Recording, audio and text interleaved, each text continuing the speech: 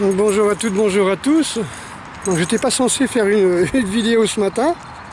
Je partais faire mon petit footing et puis comme j'ai du temps, je me suis dit pourquoi pas. Sauf que j'ai pas pris mes notes. Donc c'est pas grave, je vais vous résumer un petit peu ce que je voulais vous dire.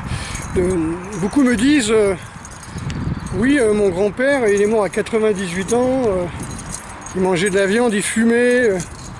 Il buvait du vin, c'était un bon vivant. Alors moi je dis toujours, méfiez-vous, le vin d'il y a un siècle n'a rien à voir avec le vin qu'il y a maintenant. Vous savez qu'on a le droit de mettre des tas de saloperies, des sulfites, des acide ascorbique pour épicer, des morceaux de liège pour faire croire que ça vient du tonneau. Voilà, donc il y a plein de choses que l'on rajoute dans les vins, complètement de la bouillie, quoi. Ça n'a rien à voir avec les vins que buvaient nos grands-parents. La viande, j'en parle même pas, hein, les hormones, tout ça. Puis, ce que mangeaient les animaux avant, c'était de l'herbe. Là, maintenant, ils sont élevés avec du soja transgénique qui vient d'Amazonie. Hein. On a des forestiers pour ça. Hein. On fait du soja hors sol.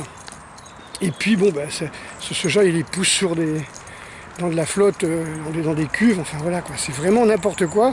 Ça s'appelle des tourteaux, je crois qu'on appelle ça des tourteaux, c'est des antibiotiques mélangés à des pâtes de soja avec des vitamines, etc. etc. C'est tout un bordel. Mais ça n'a rien à voir avec ce que mangeaient les vaches il y a 100 ans, et surtout avec ce que mangeaient nos grands-parents il y a 100 ans. Ça n'a absolument rien à voir. Bon, il y a ça.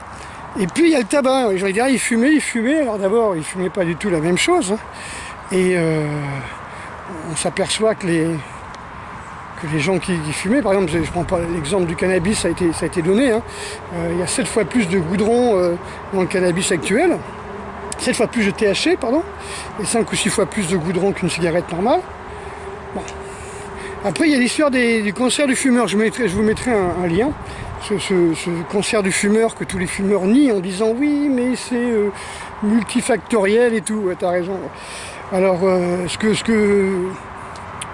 si nous on mange exactement ce que mangeaient, même ceux qui ont mangé que des choses bien, et fumé des choses bien, on va dire, et buvaient du vin bon que buvaient nos grands-parents, hein, si on se nourrissait comme ça, avec tout le stress qu'il y a actuellement, la vie qu'on a des trépidantes, et puis le bruit constant, et puis les sollicitations, les ondes et tout ça, je pense pas qu'on vivrait à 98 ans. Je pense pas que les générations actuelles vont vivre au-delà de 80 ans.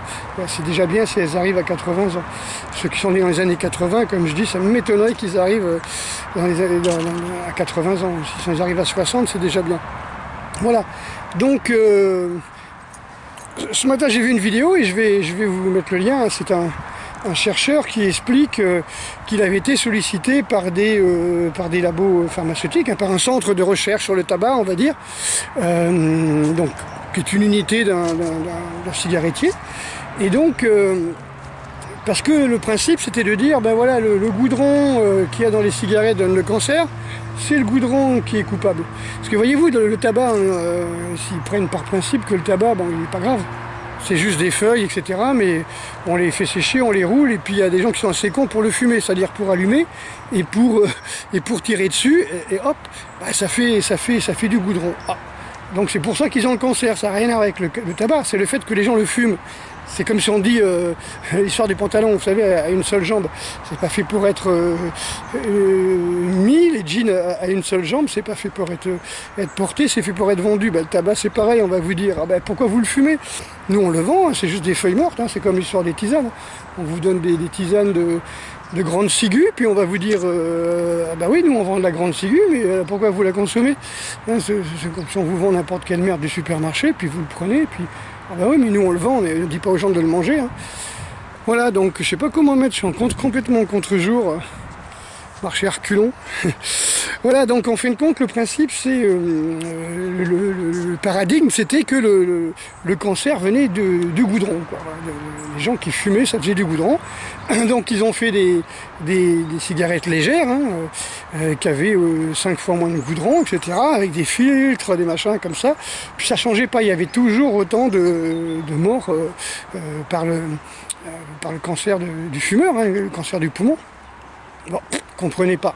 Oui, parce qu'on dit le cancer du poumon, cancer du fumeur, mais en fin de compte, cancer de la langue, cancer des testicules, cancer de la gorge, cancer des cordes vocales, voire de l'estomac. Enfin, il y en a un paquet de cancers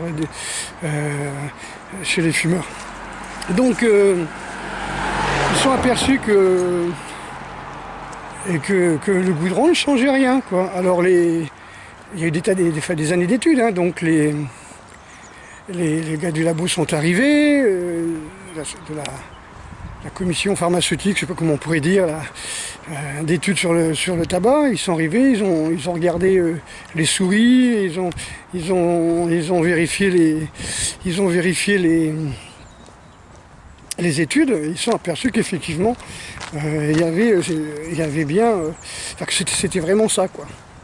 C'est-à-dire que les études avaient été bien menées, que les souris étaient bien là, qu'ils ont tout vérifié, puis ils sont aperçus qu'effectivement, même avec des filtres en faisant des cigarettes légères, ça n'avait rien à voir. C'était le tabac, effectivement, qui tuait, et c'était pas seulement le goudron, quoi, quelque part. C'est le fait de fumer, quoi, mais c'est pas le goudron. Donc à partir de là, ils ont dit au revoir, c'est bien, ils ont coupé les crédits, ils ont dissous le centre de recherche et d'études sur le tabac, et puis voilà, quoi, on n'en parle plus. Donc c'est comme ça un petit peu partout, hein, c'est-à-dire, vous savez très bien que les cigarettiers payent des études pour voir, payent des chercheurs, et puis une fois vous savez que ces chercheurs sont sous le secret. Ils sont sous le secret, ils n'ont pas le droit de divulguer. Hein. Ils ont une clause de non-divulgation quand ils font leurs études, quand ils sont embauchés, ils signent un contrat.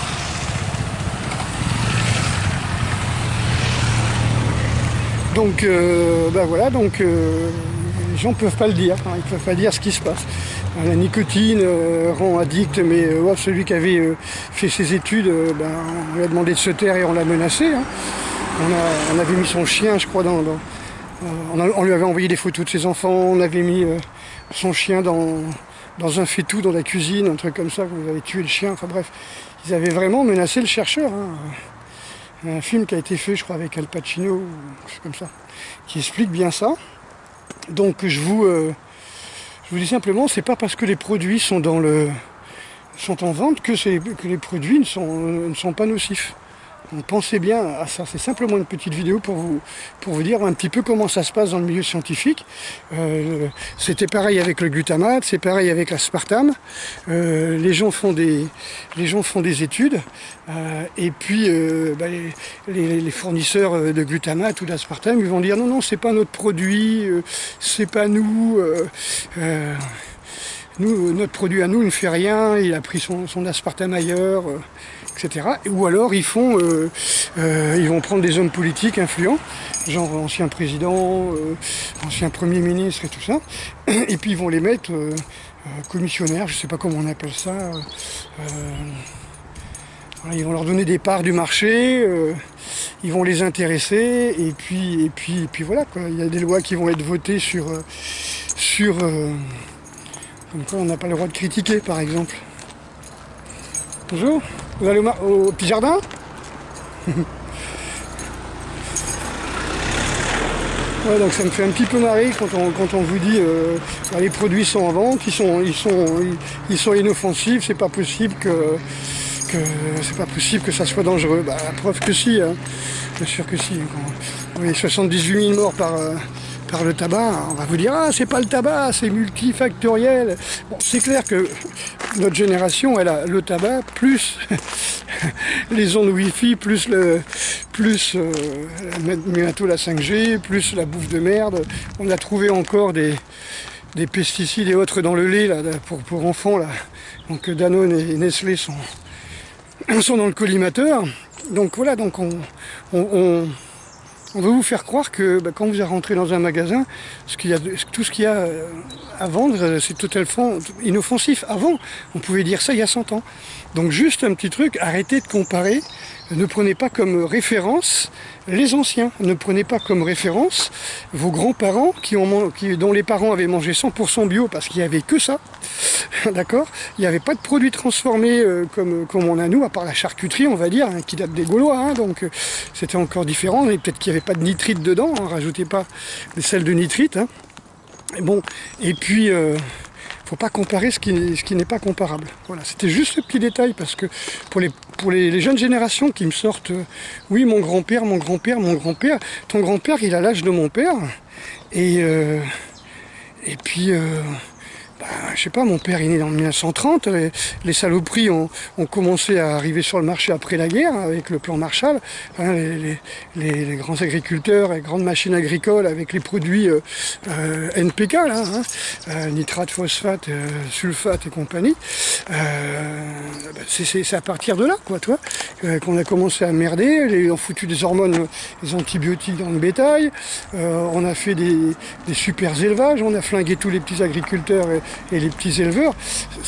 Voilà, je veux dire, par exemple, si je prends l'exemple de votre grand-père, c'est-à-dire par exemple de mon père, voilà, il a mangé bio pratiquement toute son enfance, jusque dans les années 60. C'est-à-dire il a mangé 30 ans bio, et ses parents avaient mangé 80 ans bio, c'est-à-dire toute leur vie ils avaient mangé du bio. Oui, donc on ne peut pas comparer ce qui n'est pas comparable. Je trouve ça complètement aberrant de vouloir comparer ce qui se passait au siècle dernier, quoi.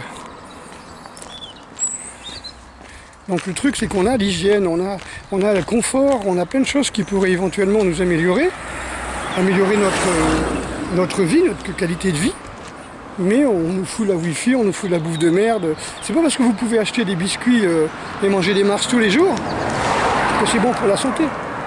Avant, on mangeait un gâteau qui était fait avec les restes de toute la semaine, qui était accommodé savamment par la mère de famille et la belle-mère ou la grand-mère. Et puis voilà, quoi. Je veux dire, on mangeait un gâteau une fois par semaine après la messe. Ça n'a rien à voir avec le fait d'aller bouffer tous les jours un dessert, un gâteau tous les jours en dessert. 3 fois par jour ou 2 fois par jour. Parce que franchement, des Kellogg's, c'est des céréales, donc c'est du sucre, avec du miel, avec du chocolat, tout ça c'est du sucre, avec dedans, si vous regardez bien, un sucralose, sucrose, sucre de canne, je sais plus ce qu'ils mettent dedans, saccharose, fructose, sirop de je ne sais quoi, sirop de maïs, enfin tous ces merdes là, on n'avait pas ça, toi. Même moi j'avais pas ça, d'accord. Donc ne comparez pas ce qui n'est pas comparable. Allez bien sûr vers les aliments les plus simples, vers un mode de vie le plus sain, et surtout faut manger pour vous nourrir, quoi, pour manger vos cellules.